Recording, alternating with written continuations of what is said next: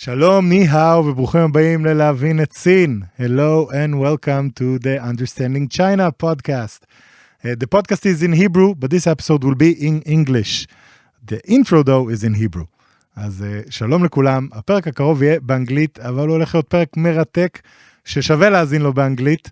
אני מערך כאן היום את פרופסור ג'ונתן קאופמן, דיקן בית הספר לעיתונות של אוניברסיטת נורת' איסטרן, עיתונאי, עטור פרסים, כולל פוליצר, שהיה ראש הדסק של הוול סטריט ג'ורנל בסין ואחרים, וגם כתב ספר באמת מרתק, שנקרא המלכים האחרונים של שנגחאי. הספר זכה ממש עכשיו לתרגום לעברית, סופר מומלץ, מספר את הסיפור הבאמת מדהים, של שתי משפחות יהודיות ממוצא עיראקי, משפחת ססון, משפחת כדורי, שבשנות ה-20 וה-30 של המאה הקודמת, היו משפחות הכי עשירות והכי משפיעות בשנגחאי, העיר הכי מעניינת וקוסמופוליטית באסיה באותה תקופה.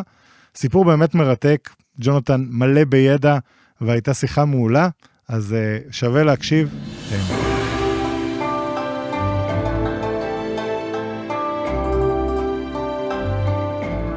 Hello, ni hao, and welcome to our podcast, Professor Jonathan Kaufman. Oh, thank you. I'm looking forward to being here. Yeah, we're very privileged to have you join us for this conversation. I personally listened to the Last Kings of Shanghai that you wrote more than 3 years ago in English, and I was blown away by the story and the details and the depth of both the, let's say, the fascinating story by its own merit and the little bits about China and life in Shanghai at that time that just the story is full of. And one of the things that I realized is that if this is not translated to Hebrew very soon, then I might need to try and contact you and convince you to allow me to do this. But luckily enough, it was translated to Hebrew, and it's now available in Hebrew, and I read it again in Hebrew, and I enjoyed it just as much as I did in the first time. So, first of all, congratulations on this translation and this wonderful book in general. Thank you. No, it's been great. The book actually is being translated, I think, into maybe 8 or 9 languages, including Chinese, including Arabic. So I think it's a story that is really, is getting out there, in part because people didn't really know much about these families and about the whole idea of Jews in China, which sounds a little absurd, but in fact was a very important factor, not only for Jews and for Jewish history, but also for the Chinese. Yes, definitely it is. And I, as someone that lived in China and I spent some time in Shanghai, I knew of the Kadouris and the Sasoons and I knew a bit about them. But really reading through your book, first of all, the story of the families, starting with Sasoon, later on Kadouris as well, is just fascinating, regardless of the Chinese aspect, which of course is a very significant part of it. And I really enjoyed it, and I think it's one of these books that I finished reading, and I just had so many thoughts and ideas and equivalences to make for the current modern times, and about China and about Shanghai and about Jews in China and very, many different things. And by the way, foreigners in China in general, not necessarily just Jews. Right. So we'll get into all of that in detail soon. But let me first ask you, Jonathan, I mentioned briefly about your experience in the intro, but how did you really get to writing this book? I mean, and writing about this topic in specific. Well, I've been writing about China in many ways since the late 1970s. I first went over there right out of university, and I was walking in Shanghai, visiting Shanghai, as a very young foreign correspondent. And this was back in the late 1970s. So Mao had only died a few years before. This was communist China. Everybody was wearing those blue Mao suits that we remember. There were far more bikes than cars on the road. And I was walking in Shanghai, and I needed to find a bathroom. And so I went into this hotel that was along the waterfront, and it was like walking into a movie set. There were these marble floors, these beautiful chandeliers. This bellhop dressed all in white with a little white cap came up to me, and when I asked him in English where the bathroom was, he responded to me in French. And so when I left, I was trying to figure out what is this kind of, movie set almost like doing a in the middle capsule, of communist China. And then someone told me that it had been built by a Jewish playboy millionaire in the 1930s named Victor Sassoon. And so as a journalist, you're always filing away these tidbits when you're out reporting your stories. And then a few years later, I was back in Shanghai again, and I was taken to what was called the Children's Palace, which was described to me as a place where Chinese families bring their kids to learn the piano and ballet lessons, things like that. So I said, sure, I would go. I thought there was a good feature story in that. I was working for the Wall Street Journal at the time, and I thought it would be kind of a fun story to do. And I got there, and again, it was incredibly incongruous. It was almost like an English country house, like Downton Abbey or something you see on The Crown, set in the middle of Shanghai with these beautiful gardens around it. I went inside, and there were these Chinese kids, learning ballet, and their parents waiting for them. But it was clearly a house that a very wealthy family, had once lived in. And as I was leaving, I saw a little plaque on the door that said this house had once belonged to the Kadouris. And I knew the Kadouris because I was based in Hong Kong at the time, and they were an incredibly influential and wealthy family in Hong Kong. I hadn't known about their Chinese roots. And then a few years later, I was back with my family this time. I was the bureau chief of the Wall Street Journal based in Beijing. China was a huge story for us, obviously. But we would go to Shanghai often. And the kids loved Shanghai. It was just, it was a very cool city. And when are we talking about? What years at that time? So that would have been from between 2002 and 2005. So China was really taking off. It was becoming an economic power, and it was becoming more open. And so I was walking with my family in this sort of poor neighborhood of Shanghai, going down these alleyways. And I suddenly noticed on these tenements, on the doorposts of the tenements, were the shadows of mezuzahs. The nail holes were there, and sort of the outline of the mezuzah. And I was trying to figure out again, what are these mezuzahs doing in Shanghai? And of course, it turned out that they were put there by some of the 15,000 Jewish refugees who had found haven in Shanghai during World War II from the Nazis. So all these things together kind of made me think there's got to be a story here. And that's when I started to try to excavate kind of what had happened. Yeah, that's phenomenal. Really, to find yourself getting all these reminiscence of Jews living in the middle of Shanghai in a time where it doesn't seem like there's a Jewish quarter here anymore. Let's put it this way. So, what really was your? Because your book meticulously details the lives of two Jewish families, the Sasoons and the Kadouris, and their impact on Shanghai to a great extent. And I'm wondering, especially now, given that Shanghai was very different with very different, let's say, leverages of power back then than there are now, how could you describe your research process and how were you able to uncover such detailed information about these families at that time? Well, as you say, I mean, the families were global families. I mean, their influence, their business empires really stretched all around the world. So it was kind of my job to kind of, go everywhere. There were archives. I met with the families. The families actually cooperated.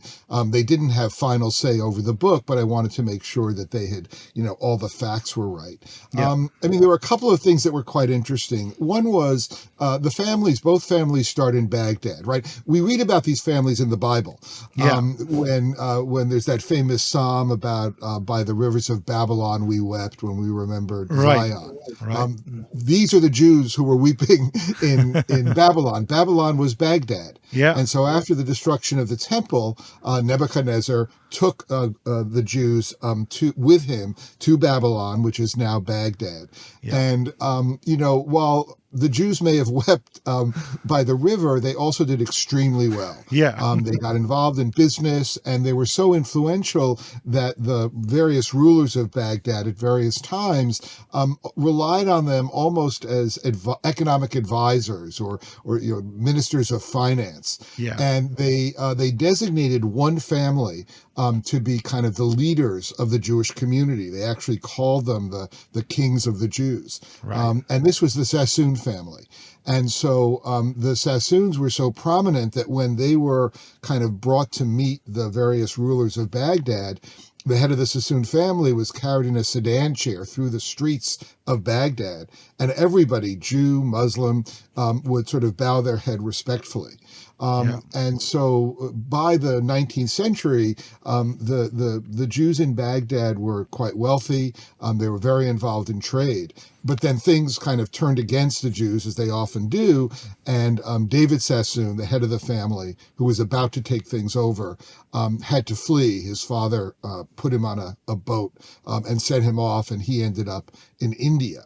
And that was the start of this journey that eventually took them to China and then to London and really around the world. So my job was to kind of find out where all the archives were.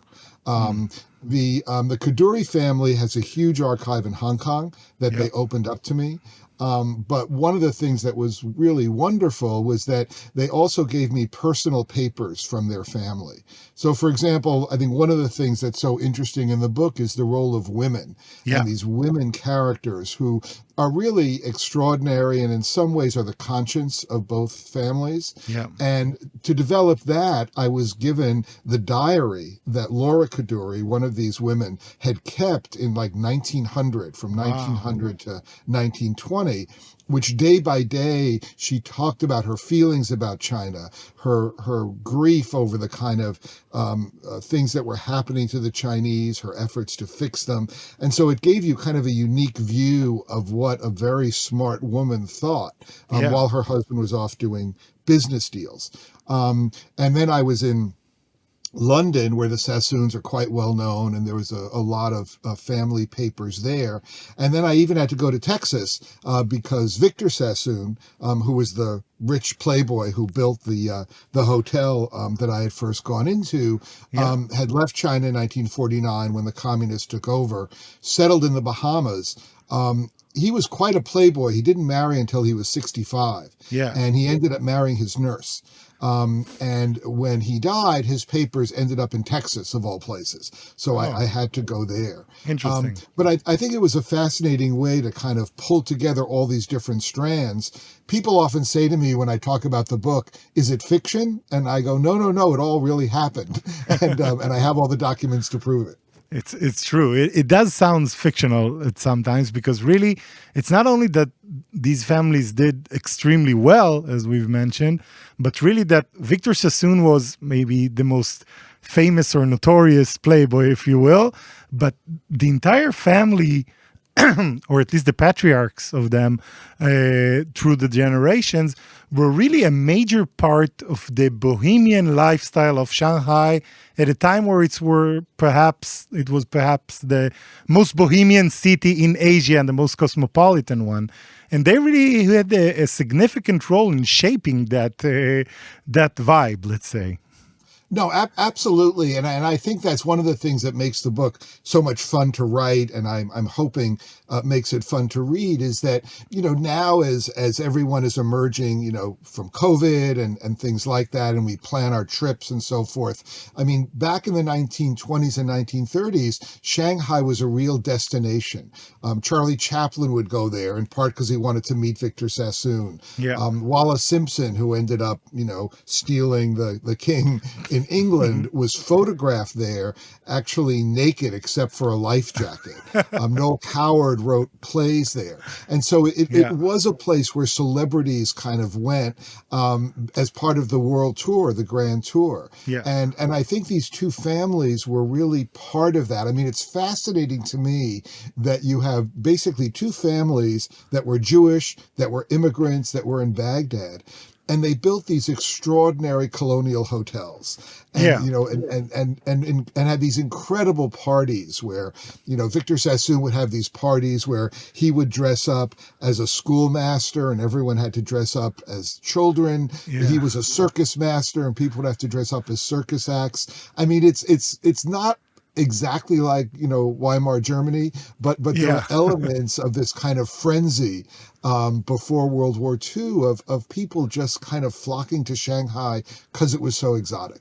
Yeah, it's pretty outstanding how you think about it, and these are the families of immigrants basically that came there. Of course, they had the extraterritoriality of Shanghai to play with, let's say, and they weren't really in classic China, but their business went throughout China. And we, of course, cannot skip the fact that at a certain point, a significant part of the wealth was actually accumulated through the trade of opium, where basically the Sasoons beat everybody else in that game. We need to say it's not like they invented it; it was there, and they outplayed the current. No, I often joke that the history of these families, especially involving the opium trade, is not the kind of thing that Jewish kids learn in Hebrew school. Yeah. It's a different part of history, but I think it's important because it's interesting when I've spoken to these families now, and I'll ask about the opium trade, which was the foundation of the Sassoon fortune for sure. Their attitude is, well, it was business, right? Opium was legal. Britain went to war actually to open up China to the opium trade. And so the Sassoons say, it's like cigarettes or alcohol. It was a vice, and we were just, doing business there. But the more I looked into it, I think that's not fully accurate. The Sassoons knew how dangerous opium was. None of them used it. Yeah. And when you look at the family papers and the business papers, the Sassoons were often firing Chinese employees in China, who they said had become, useless because of opium. Yeah. There were campaigns against opium, and the Sassoons, who were very influential in British politics, used all their political savvy to stop any effort to end the opium trade until just before World War I. So, there's a saying, I think, behind every great fortune is a great crime.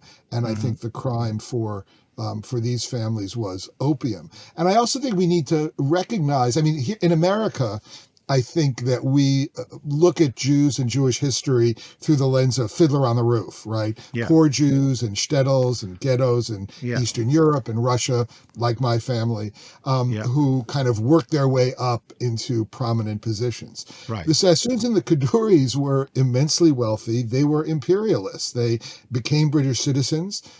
They were determined to become assimilated, and they acted just like their British rivals. And I think what made a difference was that because they were not fully accepted socially, right? I think the British companies and British aristocracy were happy to do business with them, but they never accepted them, and there was a lot of anti-Semitism and anti-Semitic remarks that you could find. But in a way, and I think this is probably common around the world, it forced these families to be more innovative. Right. They weren't accepted. They couldn't be part of the old boy network. And so that made them, for example, they were the first families to use steamships to get their opium from India to China. Right. They were the first families to use the telegraph to kind of communicate among themselves about prices. Yeah. And they were, frankly, the first families to really work with the Chinese to kind of extend their network. The British kind of would be in business, but they didn't really want to deal with the Chinese. Right. But the Kadouris and the Sasoons needed Chinese allies. They needed to work with Chinese. And in the end, that made them more innovative and made them more successful. Yeah, I think of two immediate comparisons that say that I can think about in relation to contemporary times. First of all is the fact that, although there's like this myth that it's the Jewish network of trade and so on. And you see that's partially true, right? I mean, the Sasoons were in several places and communicated between them in India and China and so on. But the British had that as well. It was actually the Jews' willingness, and the Sasoon family and Kadouris family in this case, that were willing to actually work with the local traders in China more efficiently. That gave them an advantage. And of course, innovation, where, this is always something that the Israeli business community is proud of, as a way to basically use the fact that we don't necessarily have maybe the natural resources or so on, but we can use innovation and think about things creatively and gain an advantage from that. And it's also a little bit about the fact that, also today in China, it's very hard to do good business unless you have very good local partners and close partners that you can rely on and trust. And that's something that's true, I guess, probably throughout the centuries in China. The Sasoons and the Kadouris definitely understood that at their time. And it's something that almost any foreign successful business in China that you see today uses that leverage as well through either local business partners or actually subsidiaries and joint ventures and so on. No, I think that's true. I think the other thing that I learned from the book, which again is fascinating, is how much of a family story this is. I mean, these were extraordinary families, and it was necessary. So David Sassoon, who was the patriarch starting back in the 1800s, he had 8 sons, and he basically dispatched his sons across China. And that was important because he had to make sure that people were loyal to him. It took weeks for mail to get from Bombay to Shanghai. Right. There was no internet, there were no cell phones. And so he had to put people there who he could trust. And one of the things he decided as the business empire grew, he began to bring more and more Jewish boys, they were almost always boys, from Baghdad as teenagers, and basically said to their families, I will train them, I'll make sure they learn accounting, I will give them jobs, and I will build synagogues so they have a place to worship in China. That's why you have Jewish cemeteries in China, that he promised their parents they could get a Jewish burial. And a lot of that was driven by this understanding that you needed a network, you needed a loyal network. But I think also in the family dynamics, David Sassoon had these 8 sons. He ruled with an iron hand.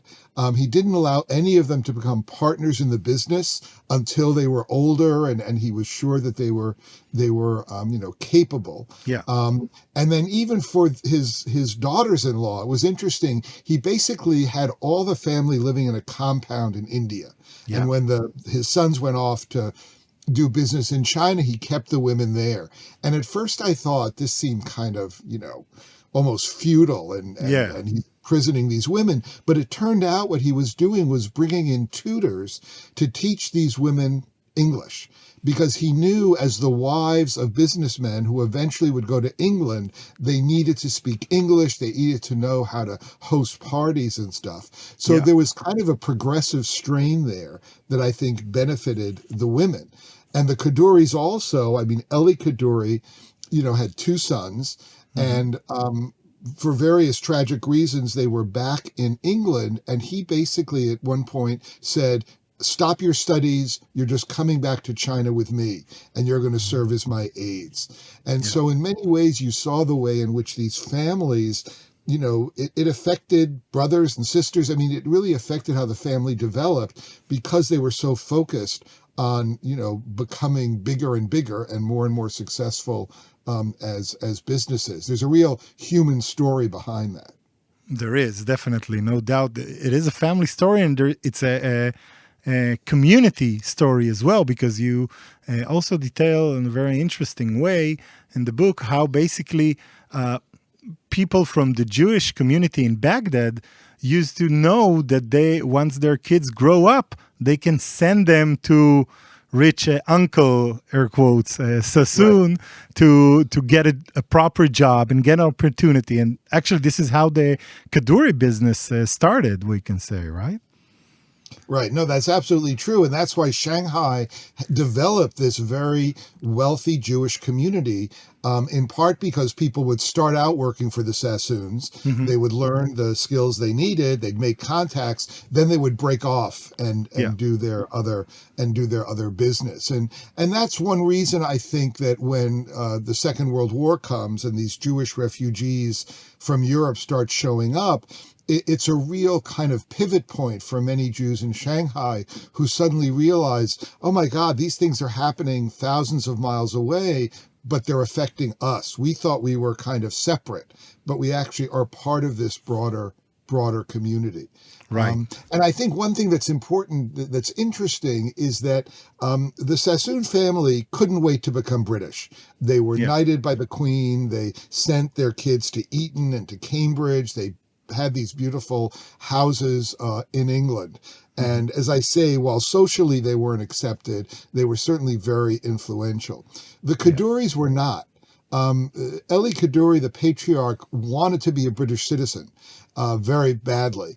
And the British kept on turning him down. In fact, I found a document in Hong Kong where the British consul basically says, if we give him citizenship, we'll have to give it to all the others as well. And in part because of that, Eli Kaduri became a Zionist. And when the Balfour Declaration was issued, Eli actually took it to Sun Yat-sen, who was the first president of China, and basically asked him to endorse it. And Sun Yat-sen wrote this extraordinary letter where he said, your people and my people, the Jews and the Chinese, we've both lost our homeland. I've lost it to invaders from the West. You've lost it as well. And I hope that one day we will both be able to return and recover our homelands. And I think that, even today, one of the reasons why Chinese are fascinated by Jews is that they know there was this really historic connection between China and Zionism. And a lot of that, I think, was driven by the Kadouris' sense that they never really belonged anywhere. I mean, the Kadouris today live in Hong Kong. They're worth $13 billion. They're the wealthiest Western family in China. And they could clearly live anywhere, but they never decided to move permanently to England or to the US. And I think that's in part because they felt they were always kind of, in between all these cultures. And I think their attitude towards Israel and other countries was shaped by that.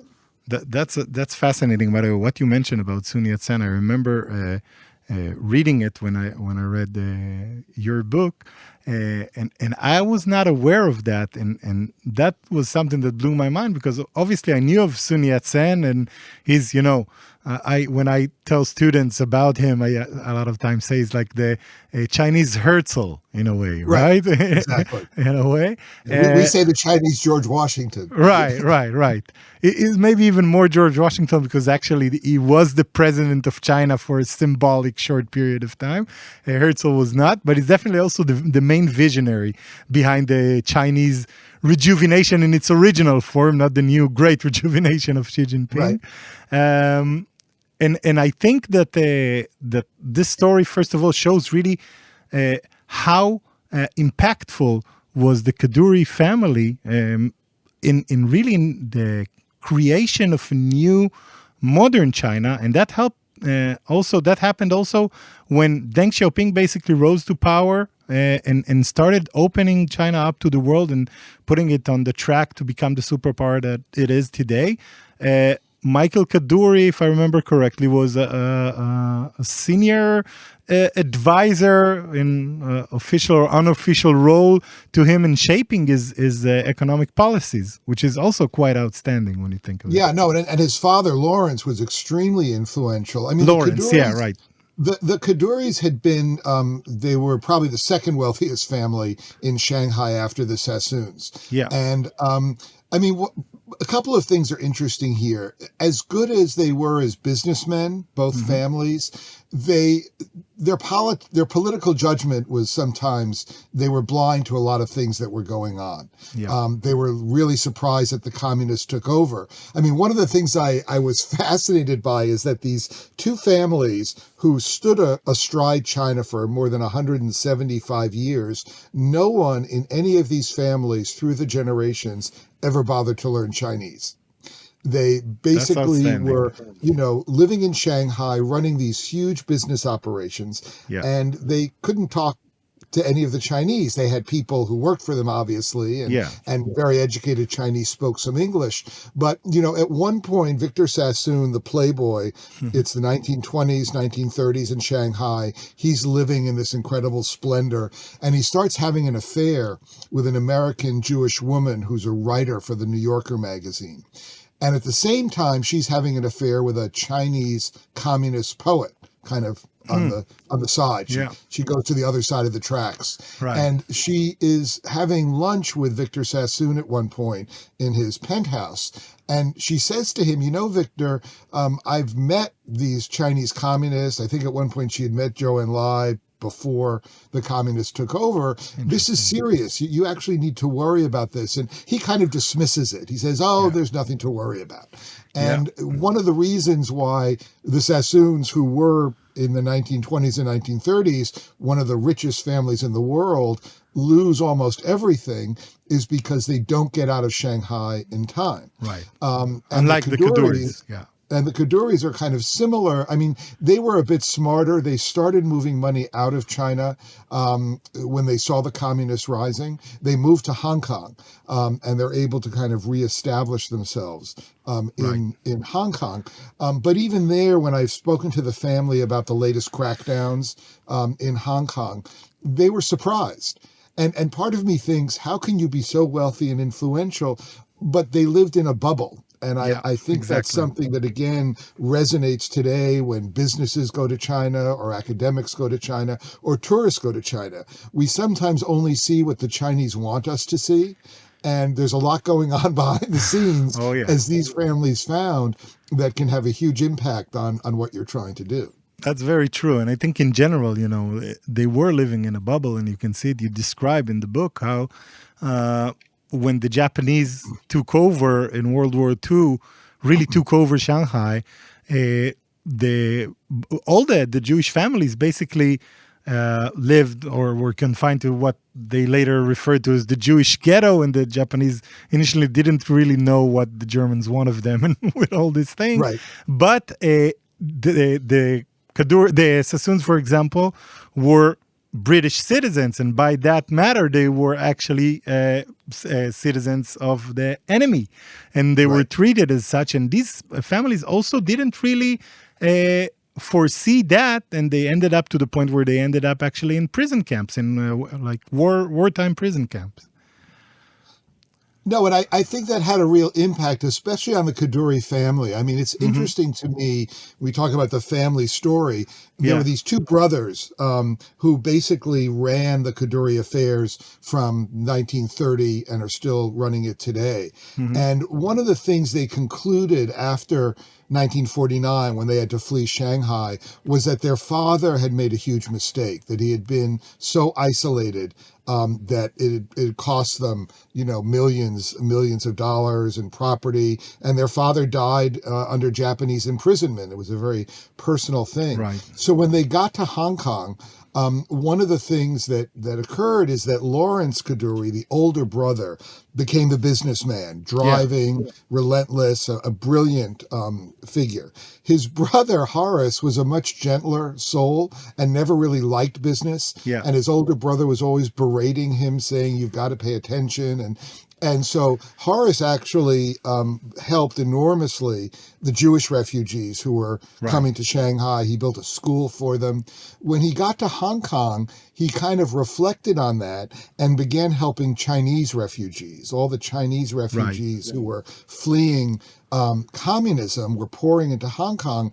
And Horace Kadouris set up a charity that ended up helping 300,000 Chinese refugees, helping them establish small farms and helping them help with irrigation and research into various things, including pigs. And I think that was a moment where you saw the Kadouris recognizing that they needed to give back something, right? Yeah. That it wasn't only about business, but that if we're going to be living in China, living in Hong Kong, we have to have some connection. And it's interesting, one of the things that Horace Kadoury funded was research on pigs, because very Hong Kong's kosher of him. population was growing very rapidly. Yeah. And he funded research that would allow fatter pigs, basically, that you could then sell at markets. And the Chinese obviously eat a lot of pork. Yeah. And if you talk to Chinese, even today in Hong Kong, one of the things they'll say is, oh, the Kadouris, they know everything about pigs except what they taste like. Yeah, that's very true. And it's funny, you also mentioned this part, which just made me think that the Kadouris, especially Horace, but also I think the Sasoon family, if I remember correctly, really did help the Jewish refugees that fled to Shanghai, which was one of the only safe havens for Jews, basically, back then. And thanks to folks like Feng Shan and others, really managed quite a lot of Jews fled to Shanghai, but they were living in pretty poor conditions even before the ghetto, and definitely when the ghetto was formed. And the Jewish families there really, I think, maybe gave back to the Jewish community, this time selflessly, completely. I mean, not as a way to basically build an operation for their business, but really out of true noble causes, to support these refugees. And when they reach Hong Kong, maybe that's the point where Horace Kadoury realizes that we also need to give back to the Chinese where we live among for so many years. I think you're right. And I think that, there's this incredible moment where Victor Sassoon, the playboy, is up in his penthouse. And basically the refugees are arriving on these cruise ships. And as you say, I mean, by 1937, 38, and then certainly after Kristallnacht, Jews are in a panic across Europe. They're desperately trying to get out, and they're being turned away from everywhere, from the U.S., from England, from everywhere. And because Shanghai is occupied by foreign powers, it's been carved up. The Americans control part, the British control part, the French, the Japanese are surrounding it. You don't need a visa to enter. If you can make it to Shanghai, you can be safe. And so some very courageous Chinese basically start spreading the word in Europe. And so all these Jews, 15,000 ultimately, are pouring into Shanghai. And what was interesting is these Jews were they were basically middle-class Jews. They were, excuse me, these were middle-class Jews from Vienna, from Berlin. They were musicians, they were lawyers. And when they're showing up, they don't really know what Shanghai is. It's a place they've been told about. And the pictures from the time show them all dressed up in their suits and their overcoats as if they're about to go for a walk, on the Kurfürstendamm in Berlin or go to the opera in Vienna. And they're overlooking this city that's teeming with Chinese. People are literally dying in the streets. They don't speak any Chinese. The Chinese don't speak German or English. And, Victor Sassoon is in his penthouse, and Elie Kadoury, who is in a way his rival, but had also worked for the Sasoons, comes to him and he says, Victor, I know you like the women. I know you like this life, but this is a crisis for our people, and you really need to step forward. And to their credit, both families do. They try to employ these refugees. They turn over a lot of the housing that they control to house these refugees. Victor Sassoon even goes to South America to try to buy land where the Jews could be resettled. And frankly, Victor Sassoon starts kind of a con game with the Japanese. The Japanese, they haven't invaded Shanghai, but they encircle it. And they basically control a lot of what's going on. And they are being pressed by the Germans, by the Nazis, to deal with their Jewish problem, these 15,000 Jewish refugees. And Victor Sassoon meets with the Japanese colonel who is literally in charge of the Jewish question. He's an anti-Semite. He's written about how Jews control the world. But in a weird way, the Japanese version of anti-Semitism is that Jews control the world, so if we work with them, maybe they'll help us. Yeah. And Victor Sassoon plays into that, and he says, look, if you keep on letting these Jews escape to Shanghai, maybe I'll invest in your companies, or maybe I'll talk to my friend Winston Churchill and keep Britain kind of, at bay, or I have friends in Hollywood who are close to Franklin Roosevelt. And so at the same time, he's actually spying for the British. He's having the waiters in his hotel eavesdrop on what the Japanese commanders are talking about. It's kind of this game he's playing. And as a result, the gates are kept open in Shanghai until 1939, which allows more and more refugees to come in. And again, these are businessmen. They don't know how to feed refugees. What do you do? But I think it is a moment where they kind of rise to the occasion. And I think you're right that when Horace Kadouris gets to Hong Kong, he thinks maybe I can now do the same for these Chinese refugees. Yeah, it's a truly fascinating story. And there is a connection also between, specifically, I know the Kadouris family to Israel as well, right? I mean, there's the famous Kadouris school where also Yitzhak Rabin went to and others. Right. And that's I can't remember which one of the Kadouris was it that founded it, but it's part of their... Well, no, it was Horace. But there's also another, I think, important connection with Israel and the state, which is that, many of the Shanghai refugees who come from Europe are families, and they bring their children. And when they arrive, the children, there are these stories in newspapers, gangs of Jewish children kind of wandering around Shanghai. They have nothing to do. There's no structure. And so the Kadouris build this school for them. And they hire a lot of the refugees who were teachers to teach in the school, to teach English, to have organized sports. It really becomes the kind of foundation of life in Shanghai for many of these families. And a number of those children become very influential. In a couple of days, I'm going to be going to New York, where I'm going to be leading kind of a panel with Michael Blumenthal, who became the U.S. Secretary of the Treasury, Larry Tribe, who's a famous constitutional lawyer, all of whom grew up in Shanghai and went to the Kadouris school. But from Israel's point of view, one of the people who was in the ghetto was Shaul Eisenberg, who became a very prominent industrialist and arms trader in Israel. And by the way, go ahead. Sorry. When China opens up in 1978, one of the first things that happens is that they have this war with Vietnam, and China kind of gets spanked. The Vietnamese are actually very, very good, very successful. Yeah. And so China's opening up. The U.S. is trying to have negotiations with them. And the Chinese foreign minister comes to the U.S. and meets with Henry Kissinger, who isn't in power but is very influential. Obviously. And he says, will the U.S. send us anti-tank weapons that we can use against the Russian tanks that the Vietnamese have been using? Kissinger says, we don't have formal relations, we can't do that. But then he says, who's very good at dealing with Russian tanks? The Israelis, because they had just fought the Yom Kippur War. Right. And so as a result, and through Eisenberg and others, basically Israel becomes a secret arms provider to China for more than a decade before normal relations are established. And that's in part because Eisenberg has this memory of China saving him. I mean, I'm sure it was a business decision, but, and so I think there are a lot of ways in which that history becomes relevant today.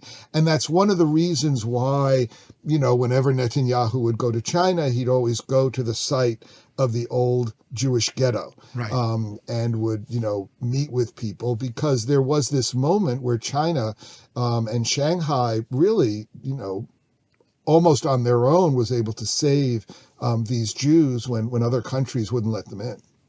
That's very true. And there is a special relation between, I think, the Chinese and the Jews for centuries, and especially in that period of time, it's exceptional.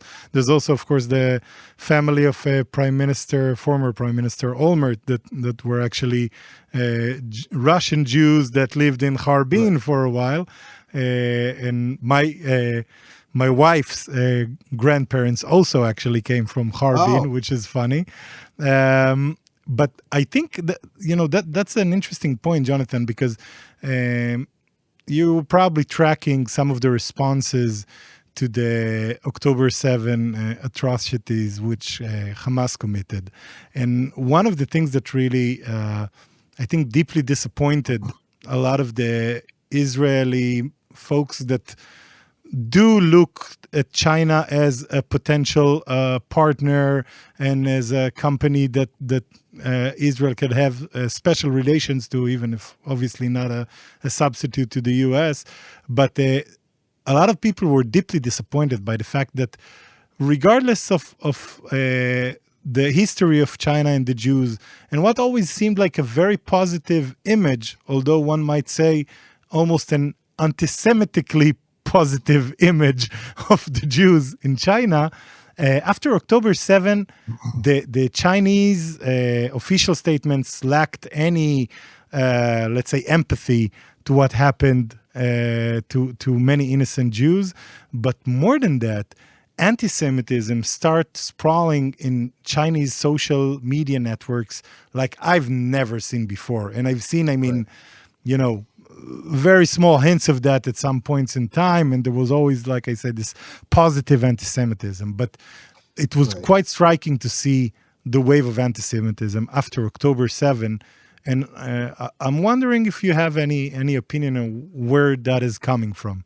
No, I think it's a fascinating issue. I mean, had we talked even a year ago, I would have said that China is one of the few places, I've been a foreign correspondent all around the world, and China is one of the few places where when you say you're Jewish or talk about Israel, there's a fascination. You wouldn't run into the kind of hostility that you do in many other countries. But the fact is, everything in China is political, including history. And so I think what happened after the attacks on October 7th was that China geopolitically wants to become a player in the Middle East. And they know that because of the history we've been discussing, there was a kind of positive feeling in Israel towards China and China towards Israel. Mm-hmm. And I think they felt they had to send a signal to the Arab world that they could be an unbiased observer or participant. And so they made a political decision, I think, to allow things on social media or to, frankly, foment things on social media. I've spoken to Chinese friends of mine about this. And it's clear this is not like a great upsurge of popular anti-Semitism. It's something the government is controlling and creating. And obviously at a government level, that's true too. What worries me, I think, as we know from the history of anti-Semitism, you can never really control it, right? Exactly. Once you let it out, it tends to become viral. And I'm troubled by that because, frankly, I was heartened by the fact that the Chinese are translating my book into Chinese. And that kind of said to me that there was interest in the role of Jews in China. And I'm just hoping that once we are able to get past what's going on now, that things will maybe return to a more normal relationship. But right now it's quite troubling. But I think we have to remember that there's the Chinese people and there's the Chinese government. And that doesn't mean that just because the government is doing things, the people support it. But it's clearly a time in which everything is very tightly controlled in China. And I think it's being used as propaganda in this wider battle of China's efforts to have more influence in the Middle East. I agree. And I think also that it's a matter of, the Chinese seeing Israel as kind of like a proxy of the United States, and their understanding that they can use Israel as kind of like maybe a scapegoat in this time, like the traditional role of Jews, unfortunately, in many centuries before, that when things get tough at home, then, you look at the U.S. obviously as the one that keeps China down. And I saw a lot of remarks about, the connection between, when it's nice, they say the U.S. and Israel. And when it's less nice, they say just the Jewish control of whatever.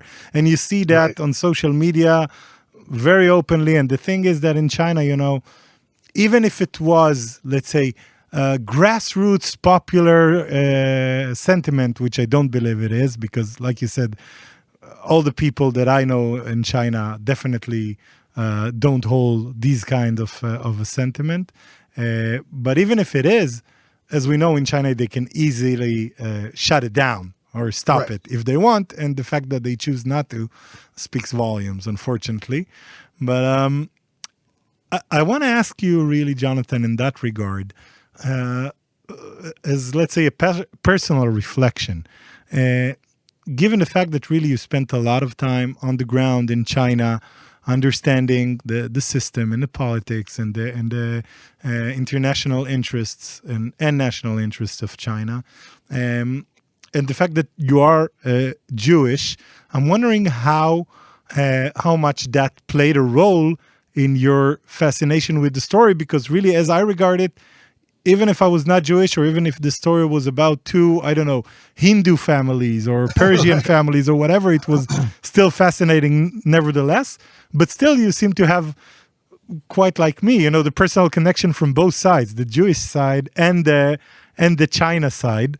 And I wonder what kind of role that played in your work. Yeah, well, I think part of what drew me to this book, and I think one reason I've responded to it, is that both these families, in a way, were very much like me, like you, like many Jews, right? I think Jewish history is often written about, great rabbis or great scholars or, about the Holocaust. And we don't really write enough about what Jews are like today around the world, right? They're in business, they're in education, they're in government, and their Jewish identity is important to them, but it's just one part of them. And so I think for me, understanding these families and understanding where their Jewish values, like what that meant, right? Yeah. And a couple of kind of troubling things came out of that, right? We all like writing about Jewish heroes, but these families are complex, right? They were imperialists, they were colonialists, they dealt in opium. And we have to kind of accept that and understand the complexities, that when we make choices, we can say we're making them because, it's a business decision or whatever, but on the other hand, on Saturday or on Friday night, we're somehow saying, we have these Jewish values. So how do those two connect? Very true. So I guess being Jewish doesn't kind of protect you from the moral choices that you make. Right. And that was another thing that really struck me, was that, these families don't know how history will turn out, right? And so at every moment they're making decisions. Do you deal opium? Do you move to Shanghai? Do you help the refugees? Do you leave when the communists are encircling the city? Do you help the Chinese refugees? And it made me think a lot about when a historian like me 50 years from now starts looking at our time, looking at us, saying, well, what choices did you make? What did you do? Who did you vote for? What was your position? It kind of gives you pause that we're, sometimes in ways we don't fully appreciate, we're being faced with moral choices at the same time. But then also, look, there's an enormous pride. When my kids went to Hebrew school here in the States, they would come home singing this song they learned, which is, wherever you go, there's always someone Jewish. And, we've lived around the world because my job has taken me to Berlin and it's taken me to China. And it is remarkable, in all these places, you find Jewish life. And I think there is something about that which I find very heartening. You can debate whether, the role of Israel, but the fact is, diaspora Jews are enormously influential and enormously comfortable in many places. Until the communists took over, the Jews in Shanghai were living probably better than Jews in New York or Paris or London. It was a remarkable life. And so that, especially in times like this, which seems so fraught and worrisome, I think understanding the way Jews have coped and grown and flourished throughout history gives me a little hope that, we've gone through these times before, and somehow we're able to preserve not just Jewish traditions, but values that kind of shape other decisions that we make. I fully agree. That's a great thought to keep with me for after we finish this fascinating call, Jonathan. I really enjoyed it. I want to thank you again for participating in this conversation and for the amazing job that you did with the book.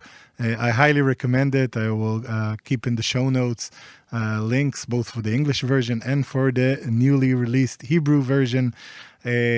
So thank you very much for all the knowledge that you shared with us.